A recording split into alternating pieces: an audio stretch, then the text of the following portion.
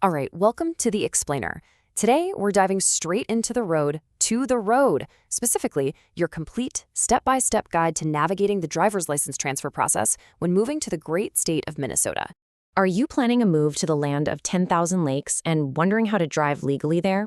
Let's make your transition smooth and stress-free. Moving is literally complicated enough without having to navigate a confusing maze of motor vehicle rules, right? Here is our roadmap for today's explainer. We've got Welcome to Minnesota, 2. Gathering your documents, 3. Application and testing steps, 4. Overcoming challenges and resources, and finally, 5. The final mile. Let's jump right into Section 1. Welcome to Minnesota. Understanding deadlines and eligibility. So the clock actually starts ticking the literal second you establish residency in Minnesota. If you've got a regular, valid out-of-state driver's license, you have a strict 60-day window to get your transfer done. And hey, if you are a commercial driver with a CDL, that window shrinks down to just 30 days. Now sure, there are a few exceptions, like if you're active-duty military or an out-of-state student, but for the vast majority of us new residents, you definitely do not want to sleep on these deadlines. Now, depending on your situation, there is some absolutely fantastic news here. Minnesota recently updated their laws to make this whole process way more efficient. If you're over 21 and you have a valid, unexpired license from another U.S. state, certain territories, or Canada, get this, you get to skip the written knowledge test and the road skills test entirely. No way, right?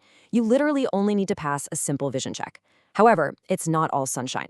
If your out-of-state license has been expired for more than a year, or if you're moving from a country outside of the US and Canada, well, you're gonna need to roll up your sleeves and pass both the written and the road tests.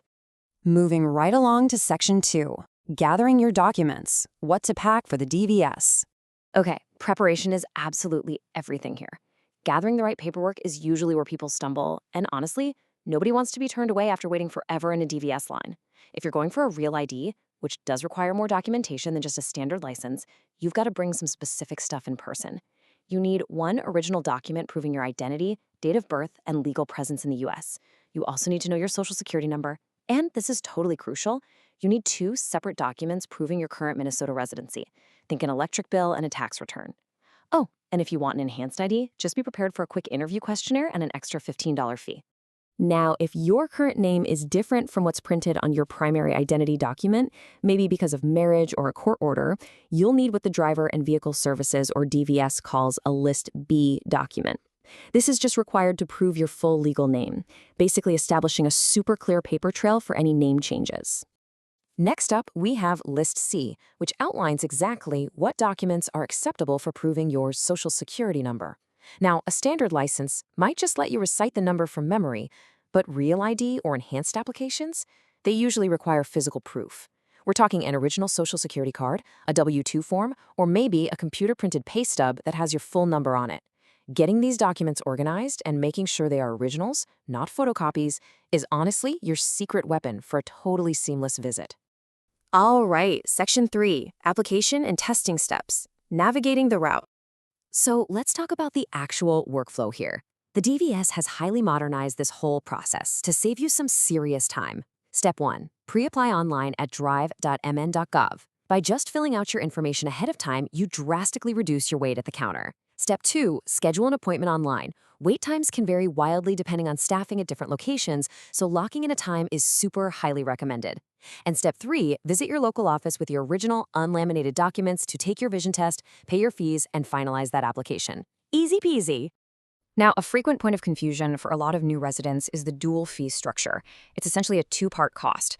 First off, there is a standard $16 filing fee for new applications, which just covers the administrative costs of the issuing office. Then, on top of that, you pay the fee for your specific license tier. So a standard Class D driver's license is $27.75, whereas an enhanced license is $42.75. You just want to be aware of this combined structure so you don't get any surprises at the register. Moving into Section 4, Overcoming Challenges and Resources, Avoiding Roadblocks. We really have to address the roadblocks here because ignoring them can be incredibly costly. Remember that 60-day grace period we talked about at the very beginning? Well, if you miss it, your out-of-state license actually becomes invalid for driving in Minnesota. Under Minnesota Statute 171.27, you are suddenly classified as an unlicensed driver. And driving unlicensed, that can result in getting a ticket, facing hefty fines and dealing with some pretty severe insurance complications if you happen to get into a traffic collision. The rules are strict, guys, so definitely make this a priority when you're unpacking those boxes.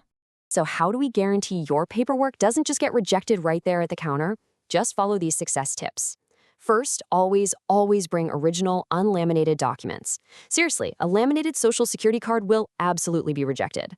Ensure your names match perfectly across all your paperwork, and if they don't, have those certified marriage or court documents ready to go. If you do happen to need the written test, actually take the time to study the official Minnesota Driver's Manual.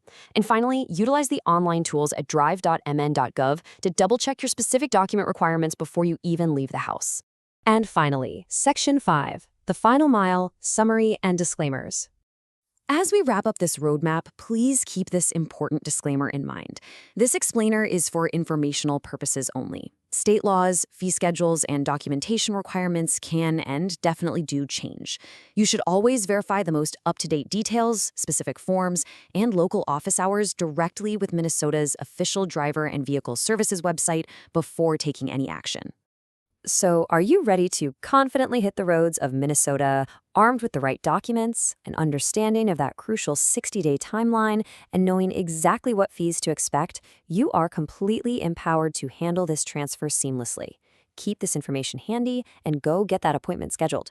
But, it kind of makes you wonder, once you conquer the DVS, what other surprising local laws and hidden rules might be waiting for you in your new home state? Stay curious and enjoy driving in the beautiful land of 10,000 lakes.